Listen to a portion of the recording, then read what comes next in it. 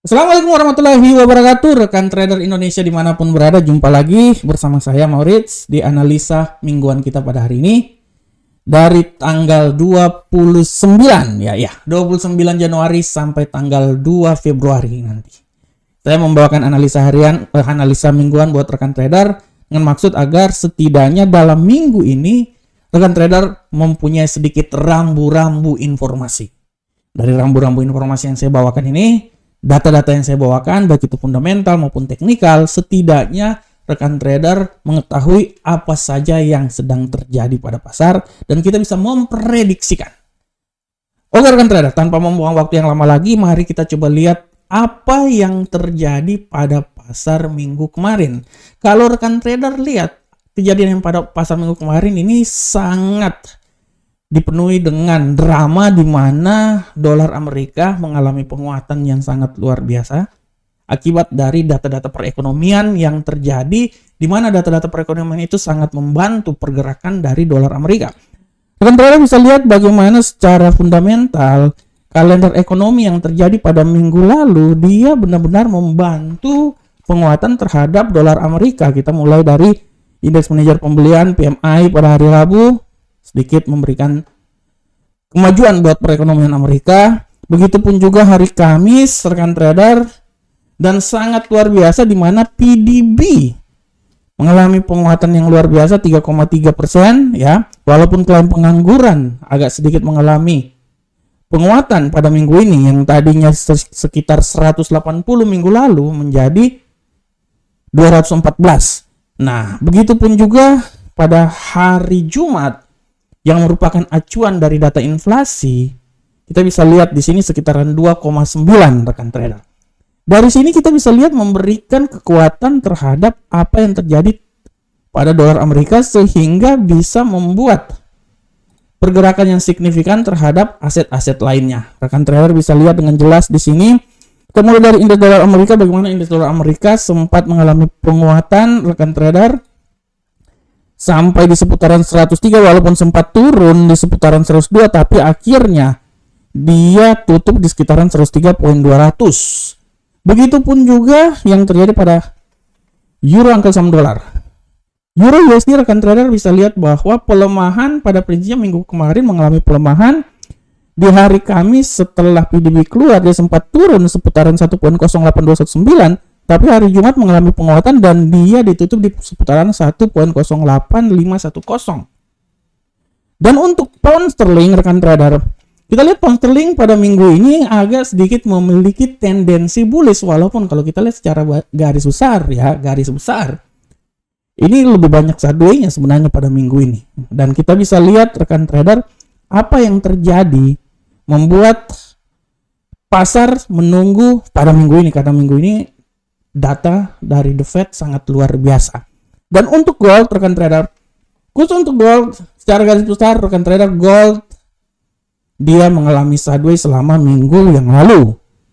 Penguatan gold sangat terbantu oleh sikap geopolitik yang terjadi, akan tetapi pelemahan pada gold ini sudah bisa dilihat karena dari situasi perekonomian Amerika. Data-data fundamental yang memberikan kekuatan terhadap dolar Amerika memberikan tekanan yang sangat kuat terhadap gold. Rekan trader bisa lihat gold dia setelah sempat dia memang naik di sekitaran 2039, pada hari Kamis dan hari Jumat dia ditutup sekitaran 2016. Dia masih tetap berada di level 2000. Ya rekan trader, apakah minggu depan dia bisa keluar dari level 2000, kita akan lihat bersama-sama. Dan untuk USD yen Jepang, prinsipnya USD yen Jepang mengalami penguatan yang sangat luar biasa melanjutkan minggu lalu. Memang dia sempat mengalami pelemahan pada hari Rabu di level 146.629 ya. Tapi dia kembali naik lagi di sekitaran 148.063. Nah, bagaimanakah rekan trader ya? Bagaimanakah arah dari pasar pada minggu depan?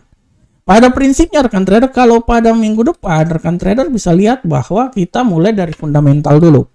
Dari sisi fundamental, rekan trader bisa lihat untuk minggu depan ini adalah minggu-minggu yang sangat krusial.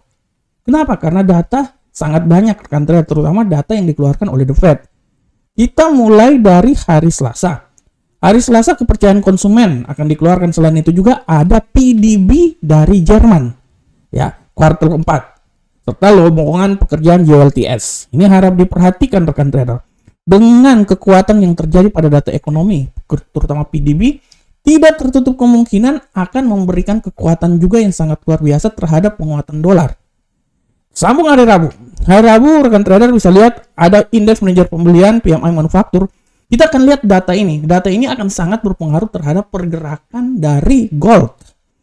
Kita akan lihat ya, apakah dia memberikan kekuatan, apa memang bila dia memberikan kekuatan, nilainya lebih bagus, artinya gold punya kemampuan untuk menguat lebih kuat. Tapi kalau tidak, dia akan melemah. Disambung juga oleh IHK, ya, IHK dari Jerman. Selanjutnya, pada pukul 20.15 akan ada perubahan tenaga kerja non-pertanian. Data yang akan dikeluarkan sebelum dikeluarkan non-farm payroll. Dan yang paling luar biasa adalah dini hari, pukul 2 waktu Indonesia bagian Barat, akan ada pernyataan FOMC yang akan dikeluarkan oleh Jerome Powell. Kita bisa lihat kemungkinan besar penurunan tingkat suku bunga masih tetap di holding, ya, masih tetap karena tendensinya seperti kayak gitu. Artinya dengan adanya sikap yang diprediksi seperti kayak gitu bisa membuat dolar Amerika agak sedikit mengalami penguatan. Ya, banyak yang bilang nanti pada bulan Maret nanti pelemahan tingkat suku bunga akan segera dilakukan, akan tetapi tendensinya masih jauh untuk bisa dilakukan. Dan kemungkinan besar pada hari Kamis nanti tingkat suku bunga yang akan dikeluarkan ini masih dia tetap dipertahankan dan kemungkinan dia akan membuat dolar Amerika sedikit mengalami penguatan. Setelah itu rekan trader, hari Kamis juga pada kali ini dini hari ya, setelah masuk hari Kamis, hati-hati ada IHK ya dari Eropa, ada kepulauan inflasi juga dari Inggris 19.00 dan klaim pengangguran sama indeks manajer pembelian. Ini harap diperhatikan. Dan hari Jumat yang ditunggu-tunggu oleh semua trader pada bulan ini adalah laporan tenaga pekerjaan non pertanian atau non farm spesial bulan Januari. Harap diperhatikan. Pada bulan kemarin 216 ya, dan diperkirakan sekitaran 177. Apabila seumpamanya dia mendekati 200, artinya memberikan kekuatan terhadap dolar Amerika. Oleh karena itu harap diperhatikan. Dan ditutup juga setelah non-farm payroll dikeluarkan, ada 20-30 juga ada tingkat pengangguran. Oleh karena itu harap sekali lagi diperhatikan oleh rekan trader semuanya, karena kemungkinan bisa minggu depan ini membuat dolar Amerika sedikit mengalami penguatan. Selanjutnya, bagaimanakah secara teknikal rekan trader? Untuk teknikal seperti biasa kita akan mulai dari indeks dolar Amerika. Kalau saya melihat secara teknikal ya rekan trader, saya bisa bilang bahwa kemungkinan besar kalau dalam analisa saya, kemungkinan besar dolar Amerika ini, indeks dolar akan sedikit tetap melanjutkan sedikit penguatan dalam tendensi saya. Dan saya bisa bilang bahwa dolar Amerika ini kemungkinan besar dia akan coba naik sampai menurut saya level tertingginya itu di seputaran sini rekan trader. 104.115. Itu adalah level tertinggi yang kemungkinan besar bisa dicapai oleh indeks dolar Amerika. Akan tetapi tidak tertutup juga pelemahan rekan trader. Dan saya bisa bilang bahwa pelemahan itu paling sangat signifikan apabila dia turun sampai di level 102. Oleh karena itu, untuk indeks dolar Amerika minggu depan, saya bisa bilang bahwa arah pergerakan yang terjadi adalah dari seputaran 102.218 sampai rekan trader di seputaran 104.115. Ya, ini saya ganti dulu gambarnya. Nah, ini dia rekan trader ya. Jadi pada prinsipnya seperti kayak gitu rekan trader ya. Selanjutnya bagaimana untuk euro angkel saham dolar? Euro angkel saham dolar, kalau kita lihat tendensi minggu kemarin agak sedikit mengalami pelemahan, saya bisa bilang bahwa tidak tertutup kemungkinan minggu ini pun juga euro angkel saham dolar ini akan sedikit juga melanjutkan pelemahan. Oleh karena itu saya bisa bilang bahwa pelemahan menurut analisa saya, dia akan mencoba melemah sampai di level paling terendah 1.07559 ya, tapi tidak tertutup kemungkinan dia turun sampai 1.07379. Dan hati-hati pembalikan arah. Pembalikan arah menurut saya bisa membuat dia ini sampai di level paling tertinggi menurut saya di seputaran sini rekan trader, 1.09414. Jadi dia naik lagi di 1.09 rekan trader ya. Di arahnya menurut saya di seputaran sini. Oke. Ya. Sorry, ini saya ganti dulu. Ini salah. Oke. Nah, menurut saya tidak tertutup kemungkinan dia ini akan bergerak dari seputaran sini sampai di sini ya, sampai di seputaran 1.07559, tapi tidak tertutup kemungkinan dia bisa turun sampai level paling terendah di seputaran sini ya, 1.07379. Bagaimana untuk pound sterling? Kalau pound sterling kita lihat minggu kemarin agak sedikit mengalami penguatan, tapi kita lihat untuk minggu ini saya bisa bilang bahwa tendensi penguatannya itu masih tetap ada, tapi sangat kecil rekan trader. Anggaplah untuk minggu ini dia mengalami penguatan ya, tapi saya bisa bilang bahwa penguatan yang paling sempurna itu akan terjadi sampai di level 1.27923. Tapi hati-hati pembalikan arah bisa membuat dia turun sampai level paling terendah di seputaran 1.25949. Oleh karena itu untuk ya pound sterling mau analisa saya, dia akan mencoba bergerak dari level 1.25543 sampai level tertinggi di 1.27923. Bagaimana untuk gold? Gold rekan trader, saya bisa bilang bahwa tendensi gold minggu ini masih tetap bisa sideways. Tapi saya bisa berasumsi bahwa kemungkinan besar gold ini bisa mengalami pelemahan rekan trader. Dan saya bisa bilang bahwa pelemahan ini bisa membuat gold ini bisa turun sampai level paling terendah.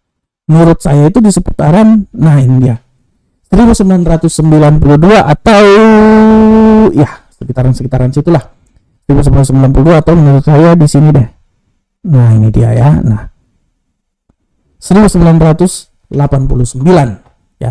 Tapi sekali lagi tidak tertutup kemungkinan apabila nanti data non farm ini dia memberikan kekuatan pelemahan terhadap dolar Amerika, gold ini dia bisa terbang sampai level paling tertinggi menurut saya di seputaran 2054 atau di level yang paling tertinggi signifikan di 2071.